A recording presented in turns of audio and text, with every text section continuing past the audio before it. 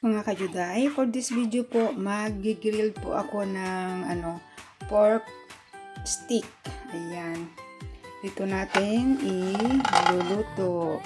Ayan. Atin lang pa iinitin. Kaya tara, samahan nyo ulit si Juday.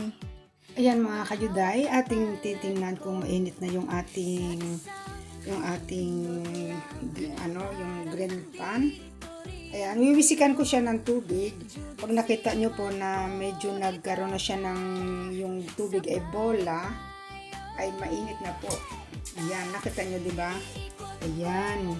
So, ibig sabihin mainit na ang ating grill pan. Ayan mga hayuday, ihuhulog na natin ang ating karne. Ayan.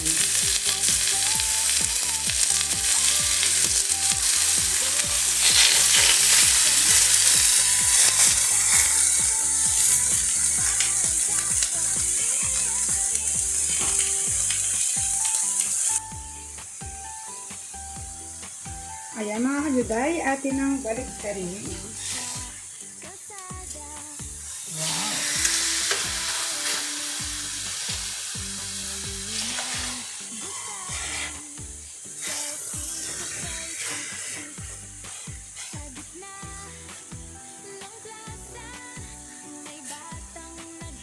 Ayan, tapos umpisa natin siyang lagyan ng seasoning, lalagyan na ng asin.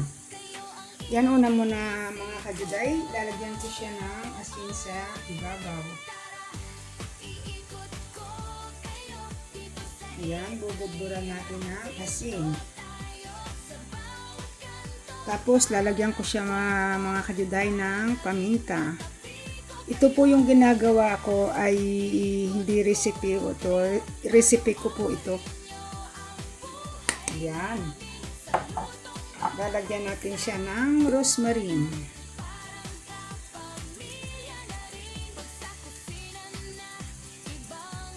Ayan. Tapos babalik na rin natin sa kabila at sa kabila naman natin lalagyan ng asin at seasoning. Ayan mga kajuday, gusto ko rin po siyang lagyan ng bawang. Yan, bawang na hinigwa. Tapos ngayon naman, atin namang babalik na rin ulit. Yan, babalik na rin natin para malagyan din natin ng seasoning yung kabila.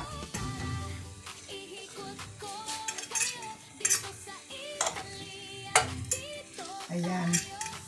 Pareho lang ng ginawa ko doon sa lalagyan natin ng asin at seasoning. Ayan mga kajuday, lalagyan natin siya ng nilalagyan ko siya ng konting white wine. Ayan. Nilalagyan ko siya kasi siya karning baboy, pero pagka yung karning baka ay wala tayong nilalagay, kundi konting asin lang. Ayan mga kajuday, tapos maglalagay ako ng konting olive oil sa ibabaw. Ayun. Ayan, pareho na natin nilagyan ang magkabila ng olive oil sa ibabaw. Ayan, hintayin na lang natin na maluto.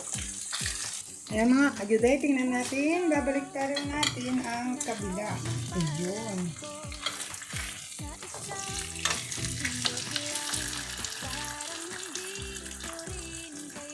Ayan mga kajuday, ito na po yung ating yung pork stick.